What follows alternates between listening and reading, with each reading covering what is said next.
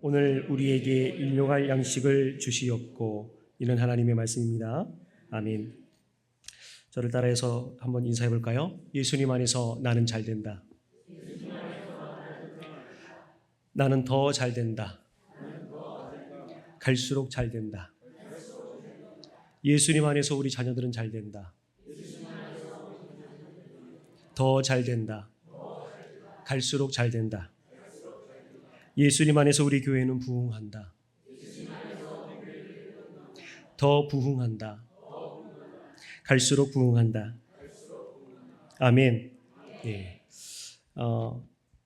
사실 오늘 나눌 말씀은요, 저희 청소년부와 청년부가 이번 연합 수련회 때에 이제 함께 배우게 될 주기도문 중에 이제 오늘 우리에게 일용할 양식을 주시옵고라는 말씀을 이제 선택을 해서 나누게 됩니다. 이제 우리 청소년들과 청년들 수련회 기간 동안에 주기도문을 통해서 자신의 기도를 되돌아보고 또 앞으로 내가 어떻게 기도할 것인지 결단할 때에 우리 성도님들 많이 기도해 주시고, 또 시간 되시는 분들은 주일날 오셔서 함께 주기도문 강의도 들으시고 함께 내가 어떻게 기도하고 있는지 고민할 수 있었으면 참으로 좋겠습니다. 우리나라 사람들이 많이 하는 인사가 있습니다. 크게 두 가지가 있는데요. 하나는 안녕히 주무셨습니까? 라는 인사고요. 또 하나는 식사하셨습니까? 혹은 진지 잡수셨어요? 라는 인사입니다. 유독 인사를 그런 인사를 많이 하는 것 같습니다. 그렇다면 그 지금 보여주시면 안 돼요. 네, 좀 이따 공개했어야 되는데 안녕히 주무셨어요? 라는 인사. 왜 이런 인사를 할까 곰곰이 생각하다가 제가 어릴 때 저희 아버지께서 저한테 해주셨던 이야기인지 아니면 동네 어르신이 해주셨던 이야기인지 정확히 기억은 안 나는데 이런 얘기를 하시더라고요. 밤새 안녕할 수 있기 때문에 그렇게 인사를 하는 거다 그러시더라고요. 근데 뭐 제가 조그만 꼬마였으니까 밤새 안녕이 뭔지 압니까? 모르죠. 그냥 고개를 갸우뚱했더니 쉽게 설명해 주시더라고요. 사람은 자다가 죽을지도 모른다는 거예요. 그래서 밤새 안 죽고 살아 계셨습니까? 라고 안부를 묻는 거라고 그렇게 알려주시더라고요. 단번에 이해했어요. 안 죽고 살았던 것을 반갑게 맞아주는 거구나. 그게 안녕히 주무셨습니까? 라는 인사구나 라는 것을 이제 알게 됐습니다. 그렇다면 식사하셨습니까? 혹은 진지 잡수셨습니까? 라고 물어보는 이유는 뭘까요? 우리가 흔히 알고 있는 것처럼 참 못 먹고 먹을 것 없던 시절부터 이어져 오던 그런 정서들이 오늘날까지 이어졌다라고 보는 견해들도 있습니다. 사진을 보여주시겠어요? 이제 사진을 보면 이제 연도별로 달라진 밥그릇의 크기를 볼 수가 있습니다. 1940년대 그릇이 약 600 밀리미터인가요? 밀리리터?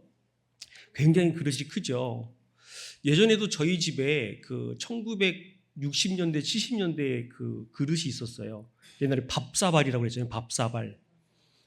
중학교 때 못 모르고 거기다 밥해 먹었다가 너무나 배가 부른 거예요. 예. 저도 뭐 물론 잘 먹긴 했습니다만 그보다 더 많이 들어간다는 사실을 몰랐어요. 밥사발의 위력을 몰랐던 거죠. 그런데 이제 해가 지나고 이제 2000년도 갈수록 어떻게 됩니까? 밥을 먹는 양이 줄어들어요. 그래서 농부들이 열심히 농사를 짓지만 쌀 소비가 촉진되지 않다 보니까 이제 잉여되는 것들이 많아서 오히려 문제가 되는 시대를 살고 있죠.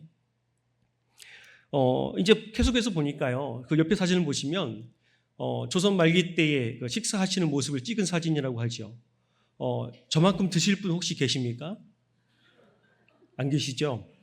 제가 40대 지금 중반인데요. 살면서 밥 한 솥을 먹는 사람 딱 2명 봤습니다. 예, 밥 한 솥. 라면 15개. 예, 그렇게 먹는 사람 딱 2명 봤습니다. 한 명은 저희 형님이고요. 또 한 명은 저하고 친하게 지내던 특전사 출신의 형님이에요. 예, 그 두 사람을 빼고 밥 한 솥을 먹는 사람은 아직 못 봤습니다. 자, 옛날에 그만큼 우리 어르신들, 우리 선조들은 참 많이 드셨어요. 조선 후기 실학자였던 이덕무라는 사람이 청장 관서전에서 이렇게 이야기를 했습니다. 성인 남자는 한 끼에 7혹, 약 1.3리터예요. 제가 계산을 해보니까요. 1260g이더라고요. 예. 그리고 성인 여자가 5홉, 그리고 아이가 3홉 이렇게 먹는데요. 대략적으로 따지고 보니까 1260, 800 이런 식으로 해서 지금 먹는 양의 최소 4배, 5배, 6배. 그리고 어떤 선교사님은 본인이 경험했던 것을 글로 썼는데요. 보니까 자기하고 같이 다니던 분이 이 그릇으로 7그릇을 먹더래요. 어마어마하게 먹는 대식까지요. 또 다른 한편으로는 식사하셨어요라는 인사는 단순하게 어떤 배고픔을 달래거나 끼니를 때우는 인사를 넘어서서 그 이상의 친밀한 관계를 의미하기도 합니다. 그래서 우리 언제 밥 한번 먹자. 밥은 먹고 다녀? 밥 잘 먹어야지 라고 이야기를 하게 되죠. 그래서 밥으로 안부를 묻는 인사로부터 밥상을 함께하는 그 사람들을 뭐라고 말합니까? 식구. 같이 밥을 먹는 사람을 식구라고 그래요. 그래서 제가 저희 청소년부 교사들에게 이야기합니다. 나와 같이 밥을 먹지 않은 사람은 아직 나하고 식구가 아니라고. 밥을 사달라는 얘기가 아니라 그만큼 같은 공동체로서 하나가 되어져야 된다는 이야기죠. 그래서 찬송가 559장 사철의 봄바람 불어있고는 이렇게 고백하죠. 한 상에 둘러서 먹고 마셔. 여기가 우리의 낙원이라. 함께 모여서 식구가 같이 밥을 먹는 게 낙원이라는 거예요. 그런데 성경을 보면요, 먹는 일, 특별히 오늘 말씀과 관련돼서 일용할 양식이라는 것은 언제나 누구하고 연결되어 있냐면 하나님과 연결되어 있다는 사실이에요. 에덴 동산도 먹을 것 때문에 일이 벌어졌죠. 그리고 출애굽 광야길 가운데서는 하나님의 공급하심으로 하나님께서 먹이심을 통해서 그 시간들을 견디게 하셨죠. 또 예수님의 시험 사건은 어떻습니까? 예수님께서 40일 밤낮을 금식으로 기도하실 때에 마귀가 예수님에게 찾아가서 뭐라고 말합니까? 네가 하나님의 아들이면 이 돌들을 명하여서 빵을 만들어 먹어라 라고 이야기를 하죠. 또 예수님께서 오병이어의 사건과 또 성만찬 사건 등 성경 곳곳을 보면 먹는 문제에 대해서 계속적으로 이야기를 하게 됩니다. 결국 먹는 일은 믿음의 핵심이 먹는 문제에 대한 신뢰의 문제이고 이는 곧 우리의 신앙의 척도로 이어진다는 사실이죠. 우리가 복음을 전하다 보면 여러 사람들을 만납니다. 그리고 그 사람들로부터 참 많은 소리를 듣습니다. 그 중에 한 소리가 어떤 소리입니까? 예수 믿으면 밥 먹여주냐? 이런 얘기를 듣게 됩니다. 여러분 어떠십니까? 여러분들 예수님 믿어보시니까 예수님이 여러분들 밥 먹여주시던가요? 우리는 이 질문에 어쩌면 조롱이고 비아냥 같은 그 질문에 우리는 정확하게 믿음으로 대답해야 될 줄 믿습니다. 오늘 예수님께서 주기도문을 통해서 제자들에게 가르쳐 주신 일용할 양식은 우리들의 믿음의 진실성을 드러나게 합니다. 즉 일용할 양식의 문제는 실존적인 문제와 직결된 질문이라는 거죠. 즉 먹고 사는 것이 너무나도 중요하다는 것이죠. 게다가 일용할 양식의 문제는 그 사람의 믿음의 증거와 대상을 보여주는 것이라는 것이죠. 그렇다면 여러분들은 어떻습니까? 여러분들은 식사하셨습니까? 그리고 일용할 양식은 곳간에 충분하십니까? 오늘 우리가 함께 나누고 있는 일용할 양식을 주시옵고는 예수님께서 제자들에게 가르쳐 주신 주기도문의 내용입니다. 그 중에 우리를 향한 청원 중에 하나죠. 주기도문은 마태복음이 기록하고 있는 예수님의 가르침 중에서 가장 중요하다고 여겨지고 또 유명하다고 그렇게 여겨지는 산상수훈 한가운데에 위치해 있습니다. 표를 보시면 이제 나올 텐데요. 표 한번 보여주세요. 네. 자, 저 표를 보시면 어떻습니까? 이제 팔복의 내용이 나오고 예수님의 가르침이 나오면서 주기도문 한가운데에 이제 종교적 행위에 대한 가르침이 나옵니다. 자, 그 중심에 이제 주기도문이 등장합니다. 게다가 예수님께서 가르쳐 주신 기도는 산상수훈 그 가르침의 한가운데, 즉 경건한 행위, 종교적 행위에 대한 그 가르침 한가운데 있는 것이죠. 마태복음에 저자인 마태가 산상수훈 한가운데에 어떤 이유로 주기도문을 기록했을까요? 여러 이유가 있겠지만 한마디로 얘기하자면 주기도문이야말로 하나님 백성의 삶에서 가장 근본되는 도리임을 말해주기 위함이었던 것이죠. 더 나아가서 주기도문의 원리, 즉 기도하는 원리야말로 하나님 백성의 기도하는 원리를 가르쳐주기 위함이라는 사실이죠. 그렇기 때문에 예수를 그리스도라고 고백하는, 즉 그리스도인들은 어떻습니까? 그들의 기도의 핵심, 그들의 고백의 핵심은 주기도문이라는 사실이죠. 이런 주기도문은 총 6개의 청원으로 나뉘어져 있습니다. 자, 다음 화면 보여주실래요? 자, 먼저 하나님에 대해서 3개의 당신 청원이 있습니다. 우리말로는 지금 요즘은 아버지라고 번역을 하는데, 이제 원문에는 당신의라는 이제 번역으로 되어 있죠. 그래서 당신의라는 그 청원이 3가지가 들어있고요. 또 우리를 향한 청원, 우리 청원이 3가지가 있습니다. 이 중에 오늘 우리가 함께 나눌 말씀은 우리 청원 중에 첫 번째 되는 그 청원, 우리에게 일용할 양식을 주시옵고입니다. 자, 다음 PPT 한번 넘겨주실래요? 자, 이 주기도문의 흐름은 그렇습니다. 결국 마태복음 6장 7절에서 8절에 이어지는 말씀이 마태복음 6장 하반절에 가서, 이제 끝에 가서 결론에 이르게 됩니다. 결국 주기도문의 내용, 그러므로 너희는 이렇게 기도하라 라는 것의 결론, 우리가 기도해야 될 방향은 무엇인가 하면 바로 마태복음 6장 33절이에요. 너희는 먼저 그의 나라와 그의 의를 구하라. 그리하면 이 모든 것을 너희에게 더하시리라. 주기도문을 한마디로 요약하면 이겁니다. 우리가 먼저 구해야 될 것이 뭐라고요? 너희는 먼저 그의 나라와 그의 의를 구하는 것. 그것이 우리의 기도의 방향, 삶의 방향, 신앙생활의 본질이라는 것이죠. 그렇다면 저와 여러분들은 오늘 일용할 양식을 어떻게 구해야 할까요? 먹고 사는 문제로 많은 어려움을 겪습니다. 요즘 우리가 살고 있는 이 시대는 그 어느 때보다 어렵다고 하죠. 코로나 때문에 정말 소상공인들이, 많은 업자들이 정말 많은 폐업을 하고 있고 경제적으로 너무나도 많은 어려움을 겪고 있습니다. 그래서 먹고 사는 문제 때문에 가정에 갈등이 생기고 관계 간의 갈등이 생기고 다툼과 분열이 생깁니다. 심지어는 먹고 사는 문제 때문에 전쟁이 일어나기도 하지요. 그렇다면 이런 세상 가운데서 그리스도인들은 먹고 사는 문제, 즉 오늘 우리에게 일용할 양식에 대한 문제에 있어서 우리는 어떻게 기도해야 될까요? 오늘 말씀을 통해서 깨닫게 하시는 그 성령 하나님의 은혜가 함께 하시기를 간절히 소망합니다. 먼저 첫 번째로 우리가 구할 일용할 양식은 하나님의 공급하심이라는 사실이죠. 우리 출애굽기 16장 4절에서 5절 읽어봅니다. 시작.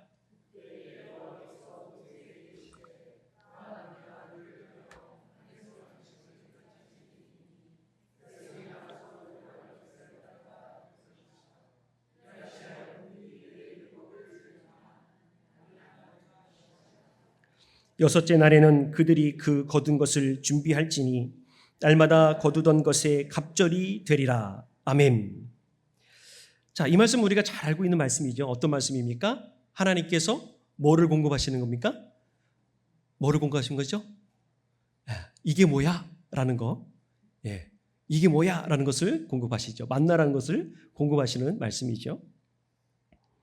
자, 그런데 이 말씀은 단순하게 어떤 음식을 공급하는 것, 그것을 넘어서서 하나님을 향한 전적인 신뢰나 혹은 의존을, 즉 하나님을 의지하는 신앙의 교육이었던 것이죠. 즉 하나님께서 오늘의 일용할 양식의 문제를 통해서 그 백성을 훈련시키셨던 것이죠.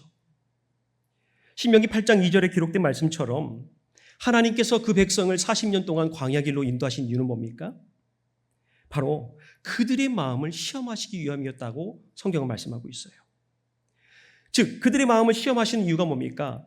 그들이 하나님의 말씀을 지키는지 지키지 않는지 하나님께서 그것을 보시겠다는 거죠. 그리고 하나님께서 그들에게 하루치 양식만을 주신 이유는 무엇입니까? 바로 인간 안에 있는, 내 안에 있는 탐욕과 불신을 깨트리고 날마다 하나님 앞에 나와서 하나님만을 의지하게 하시기 위함이었다는 사실이죠. 결국 출애굽한 광야의 길을 걷는 이스라엘 백성들의 삶 속에서 매일매일 그들의 필요를 공급해 주심으로써 누가요? 하나님께서 하나님께서 그들의 필요를 공급해 주심으로써 삶의 주인이 자신이 아니라 하나님이심을 알게 하시고자 했던 것이지요. 이는 인간이 스스로의 힘으로 스스로 자고해서 미래를 통제하거나 물질을 축적해서 현실에 대한 그 두려움, 미래에 대한 두려움, 그런 불안들을 해결하는 모든 시도는 실패할 수밖에 없다는 것을 광야의 길을 통해서 그리고 만나의 사건을 통해서 우리 인생들에게 보여주시는 메시지라는 것이죠.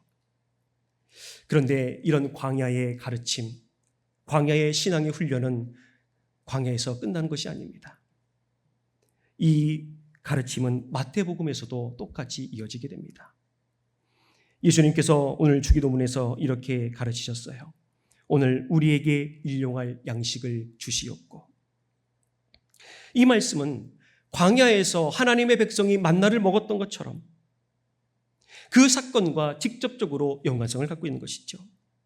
다시 말하면 출애굽기 말씀을 통해서 너희가 날마다 거둘 것이다 라는 이 말씀이 마태복음에 이르러서는 오늘 우리에게 주시옵고 라는 요청으로 연결된다는 것이죠. 이로써 예수님은 구약의 광야 여정을 신약의 제자들에게 새롭게 적용하셨고 과거 이스라엘 백성들이 하나님을 날마다 의지할 수밖에 없었던 것처럼 오늘 저와 여러분들도 동일한 신뢰의 태도로 하나님을 향한 신뢰의 태도로 하나님께 나아가야 함을 우리에게 말씀해 주고 계시다는 사실이죠. 특별히 마태복음의 이야기는 예수님의 그 시험 사건을 통해서 다시 한번 만나의 광야 사건을 떠오르게 합니다. 마태복음 4장을 보면 이제 예수님께서 금식 후에 마귀에게 이끌려서 광야에서 시험을 받으십니다. 성지순례를 다녀오신 분들은 아시겠습니다만 광야에는 아무것도 없습니다. 그냥 먼지 돌아다니고 움직이면 양이고 염소, 구름 한 점 없고 비 하나 내리지 않는 그런 척박한 곳이 광야입니다. 우리가 찬양하는 것처럼 하나님의 도우심 없이는 결코 절대로 걸어갈 수 없는 길이 그런 광야 길이죠. 예수님께서는 그 광야에서 시험을 받으시면서 신명기 8장 3절의 말씀을 인용하셨지요. 사람이 떡으로만 살 것이 아니요 하나님의 입으로 나오는 모든 말씀으로 살 것이니라. 기억하시죠? 자, 이 말씀은 무슨 말입니까? 우리가 먹어야 할 것, 일용할 양식, 떡 혹은 빵, 우리의 육체의 필요를 넘어서서 하나님을 전적으로 의지해야 한다는 강력한 메시지죠. 그렇기 때문에 주기도문에서 필요를 하나님께 구하라는 건 역시 이런 맥락에서 이해될 수 있는 것이죠. 다시 말하면 떡을 구한다는 것, 오늘 우리에게 일용할 양식을 달라는 그 기도는 단순하게 우리가 먹고 마시고 우리의 배를 채우고 우리의 염려를 내려놓는 것뿐만 아니라 모든 공급과 필요의 원천이 누구에게 있다는 걸 말씀하고 있습니까? 하나님에게 있다는 것을 우리에게 가르치고 있다는 것이죠. 제가 말씀을 준비하면서요, 제가 걸어왔던 그 짧은 20여 년의 목회 여정이 생각이 났어요. 수많은 일들이 있었지요. 그런데 아직도 여전히 제 기억 속에서 떠나지 않는 일이 하나 있었습니다. 오늘 말씀처럼 모든 공급과 필요의 원천이 하나님께 있음을 고백할 수밖에 없는 그 사건이 있었습니다. 제가 이제 서울에서 이제 목회할 때에 이제 후임 담임 목사로 청빙받아서 이제 갔어요. 근데 여러 가지 사정이 있어서 이제 청빙을 완료하지 못하고 이제 제가 개척을 했습니다. 개척을 하고 나니까 가장 현실적으로 닥치는 문제는 먹고 사는 일이었어요. 어떻게 먹고 살지? 라는 것이 가장 큰 고민이었죠. 건물만 있는 텅 빈 공간 안에 강대상을 꾸미고 음향시설을 설치하고 빔 프로젝트를 달고 여러 가지 것들을 준비를 했습니다.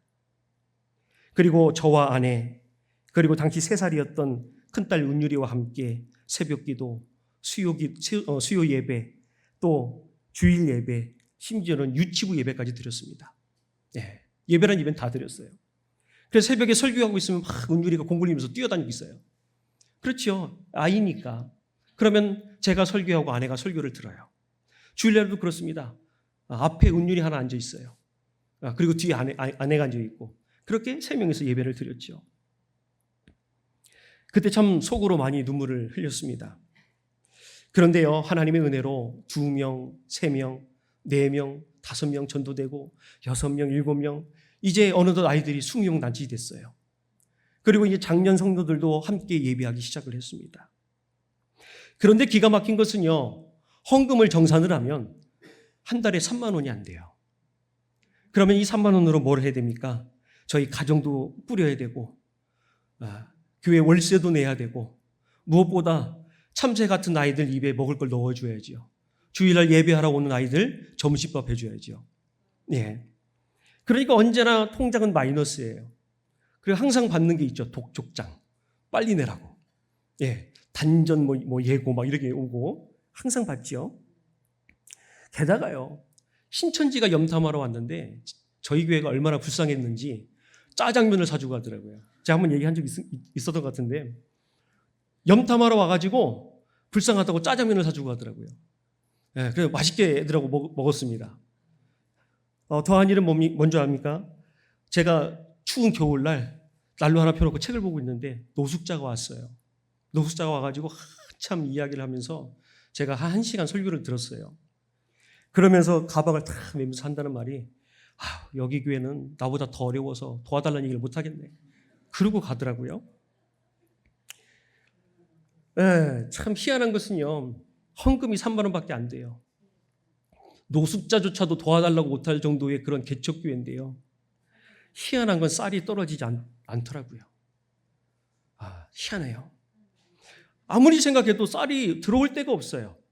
제가 그 이천 지역에 아는 사람이 있는 것도 아니고 그냥 맨 땅에 헤딩하는 식으로 교회를 세웠는데 희한하게 쌀이 떨어질 쯤 되면 들어오고 떨어질 쯤 되면 돌아오고 그러는 거예요. 이상해서 이제 아내한테 물어봤죠. 아니, 왜 쌀이 안 떨어지지? 그랬더니 아내가 뭐라고 얘기했냐면 하나님한테 기도했대요. 쌀 떨어지지 않게 해달라고. 그래서 제가 아내한테 뭐라고 그랬어요. 송도가 오게 해달라고 하지 왜 쌀 안 떨어지게 기도했냐고. 진심이었습니다. 절실했거든요. 먹고 사는 문제도 필요했지만 함께 신앙생활할 동역자들이 너무나 절실했어요. 사랑하는 성도 여러분, 그렇다면 저와 여러분들은 오늘 일용할 양식을 위해서 어떻게 살아가고 계십니까? 우리 삶 속에서 우리가 가진 물질과 능력에 의존하는 것이 아니라 매일매일 그 상황상마다 하나님께서 공급하시는 은혜를 누리면서 살아가시길 간절히 바랍니다. 그리고 내일의 불안에 흔들리거나 더 많은 것을 쌓아두려는 것이 아니라 오늘 필요한 만큼 부어주시는 하나님께 감사하며 만족하며 살아갈 수 있는 저와 여러분들 되시길 간절히 바랍니다. 그래서 우리의 삶이 오직 하나님의 손에 붙들려 있음을 고백할 때에, 그리고 그것을 매일매일 우리가 고백할 때에 하나님 앞에서 우리가 겸손히 나아가게 될 줄 믿습니다. 그때에 공중의 새를 먹이시고 들불도 입히시는 우리 하나님께서 우리의 필요를 아시고 그 모든 것을 공급해 주실 줄 믿습니다. 두 번째로요, 우리가 구할 일용할 양식은 염려를 내려놓는 것입니다. 말씀 한번 읽습니다. 시작.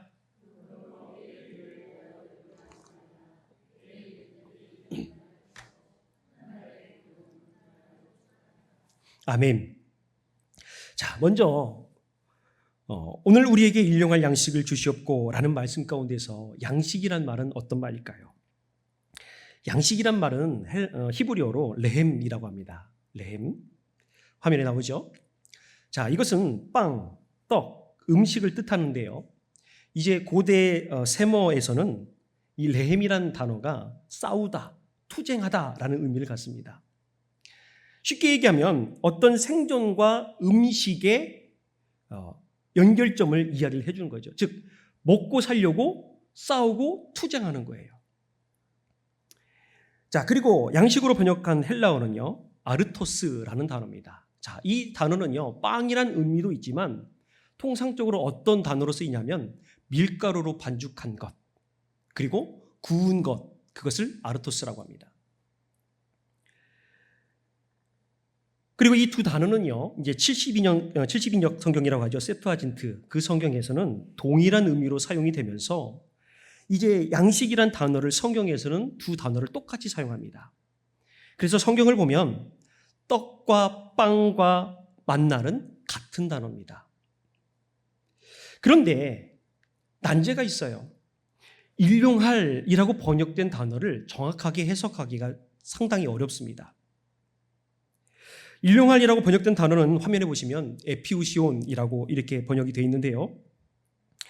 이 단어를 해석하고 번역하고 적용하기가 어려운 이유가 뭐냐면 삼위일체에 관련돼서도 쓰이긴 했지만 성경엔 기록되진 않았고 유일하게 주기도문에만 기록되어 있기 때문이에요. 그리고 그 헬라 문화권에서 그 단어가 통상적으로 사용되는 단어가 아니었기 때문에 고대 문헌에서 한번 발견되긴 했지만 그 역시도 정확한 뜻을 알 수가 없기 때문에 일용할로 번역된 그 단어의 뜻을 정확하게 해석하기가 참 어렵습니다.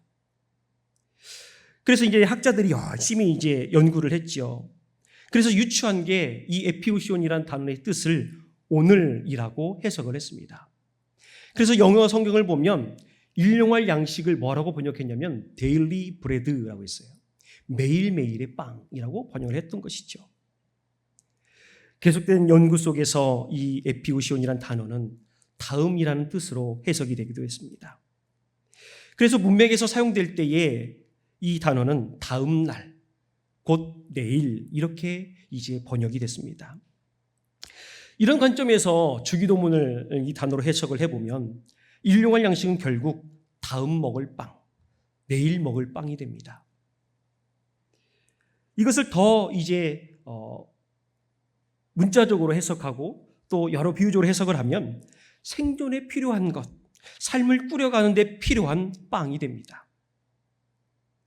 그런데 이 에피우시온이라는 단어를 이제 쪼개서 보면 두 단어가 합쳐진 거예요. 화면에서 보셔서 아시겠습니다만 에피라는 전치사와 우시아라는 이 단어가 합쳐진 거예요.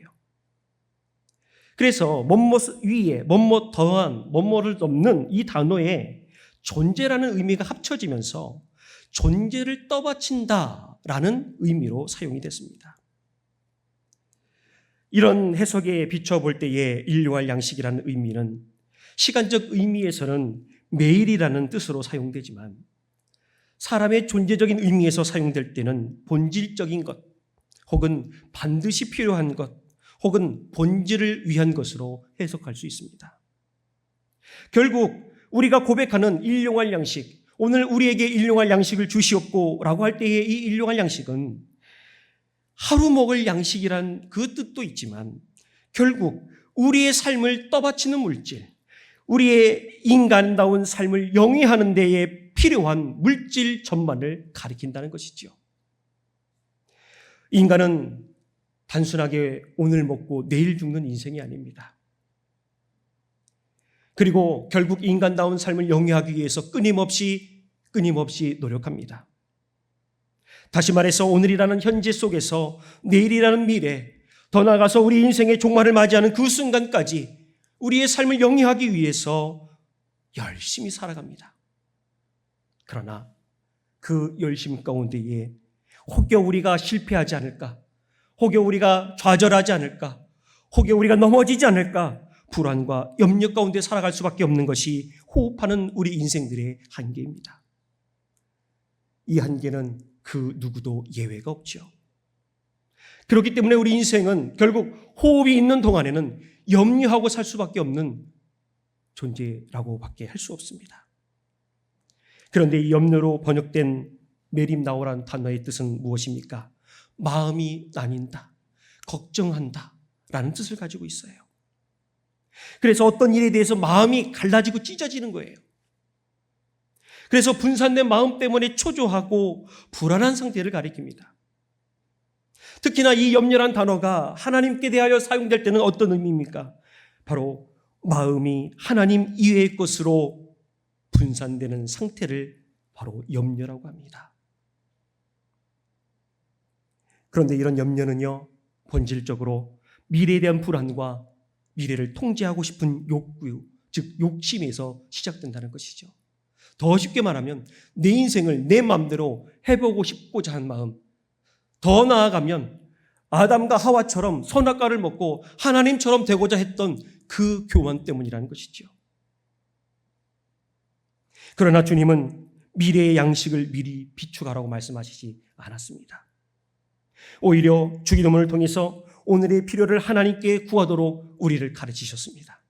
그러므로 일용할 양식을 구하는 기도는 염려의 반대편에 선 하나님을 향한 절대적인 신뢰라는 사실을 기억할 수 있길 간절히 바랍니다.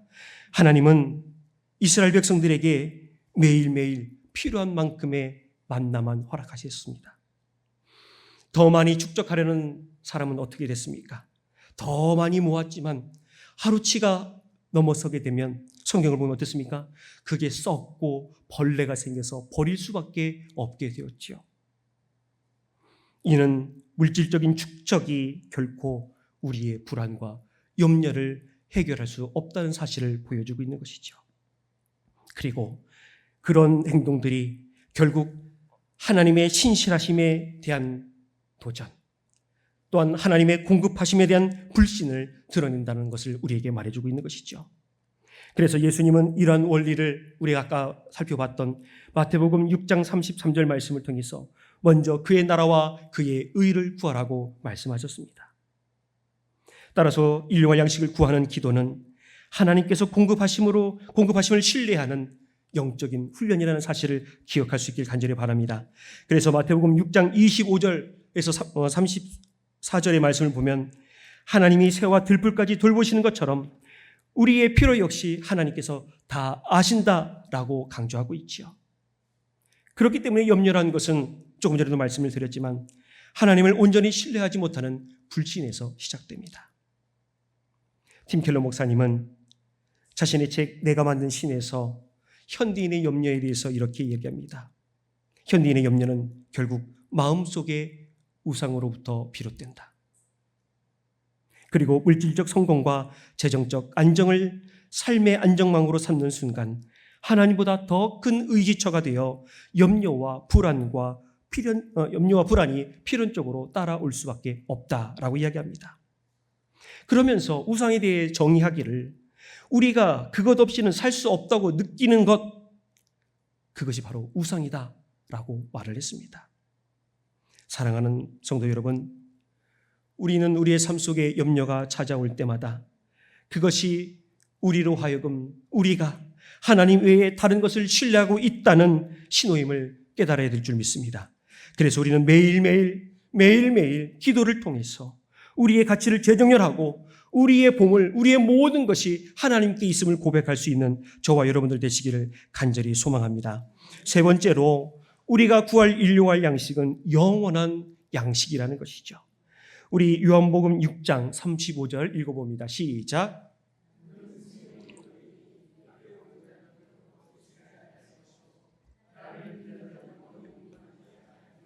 아멘. 네, 거기까지요. 자, 요한복음 6장을 보면 예수님께서 이제 자신을 만나 사건과 연결하십니다. 그러면서 자신을 뭐라고 말씀하시냐면 나는 하늘에서 내려온 살아있는 떡이다 라고 말씀하세요. 구약 백성들이 먹던 만나는 어땠습니까? 하루의 생존을 가능케 하는 양식이었어요.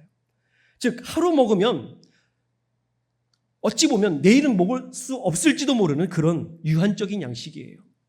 마치 쌀통에 쌀이 떨어지는 것처럼 언제 떨어질지 모르는 그런 양식이었지요. 그래서 그 만나는 오늘을 생존하게 했지만 예수님은 영원한 생명을 주시는 양식이라고 말씀하셨어요.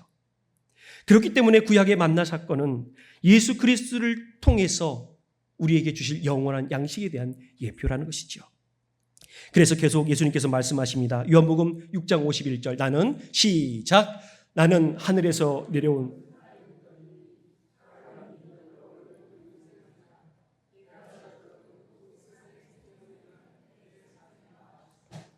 아멘.